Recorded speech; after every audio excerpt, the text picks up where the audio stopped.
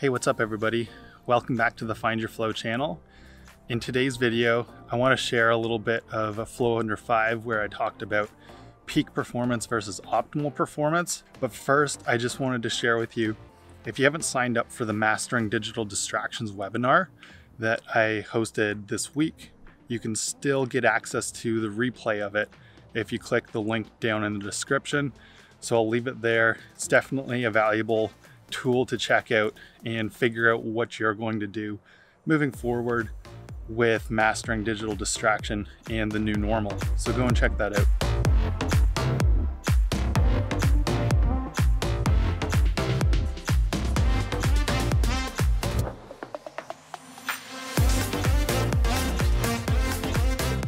In this flow under 5, I want to talk a little bit about how optimal performance does not equal peak performance. Now, in a flow under 5 a few weeks ago, I was talking about the minimal viable productivity, or the minimal viable dose of productivity, what you can do to keep moving forward without getting overwhelmed during this time. And a concept that ties in to that I want you to also keep in mind right now is how optimal performance does not equal peak performance. And what do I mean by that? Well, right now we're in a state where a lot of the things that we could be doing for peak performance are out of the question. You know, it could be, as far as peak performance in athletics goes, things like those optimal recovery strategies. So getting into the float tank or using the hot and cold contrast, things like that aren't accessible to most athletes right now, make a big difference in that recovery state of peak performance. And so we can't do a lot of those things. Same thing with the gym, and whatever peak performance is for an athlete is really out of the question because the gym's not available for them unless they're somebody that's mega rich and has a home gym that they can still train at. They don't have the normal training situation, so it's looking at more of that optimal performance, in which case, you know, with the wellness challenge week that I put out talking about moving your body regularly and daily but not to the point of getting injured is really important, because we can't afford to get injured right now. You know, if this were a time that wasn't a state of an emergency, athletes would be pushing themselves a bit more, reaching closer to that point of that breaking point, really, of risking injury, because that's sometimes what's required at that peak performance state to push the limits of performance to the next level. So those are things that come to mind when it is the athletic side of it that I can think of.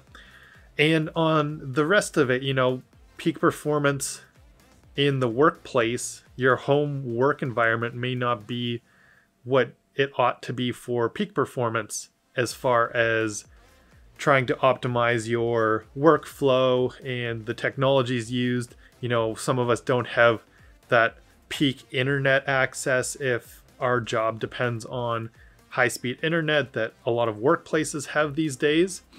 All those factors come into play with why we're looking at more optimal performance versus peak performance right now, and just doing what we can to keep optimizing ourselves. So that's something I want you to keep in mind. And whether you're getting discouraged because you're not optimized or you're not at that peak state, it's not what it's all about right now. So don't feel like you have to keep pushing and cranking that throttle all the way up. It's really more about doing what you have to each day to keep moving forward a little bit, but also being able to recharge.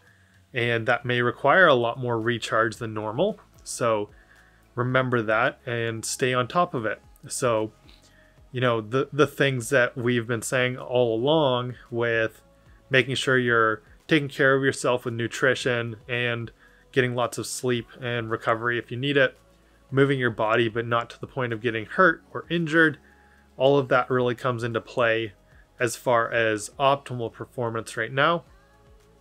and taking that time to learn something new, maybe in terms of how your body functions or what your body needs. So, you know, meditation or practicing breath work or yoga, all those restorative types of movements that we don't always do when we're focused on that peak performance state. Now's the time to really get into a little bit more of that so that we can recharge and recover and be ready to go for that peak performance state when the opportunity presents itself again. So that's it for this Flow Under 5. And remember to subscribe for more of these. They're going to be coming out on a regular basis as I keep trying to encourage you guys.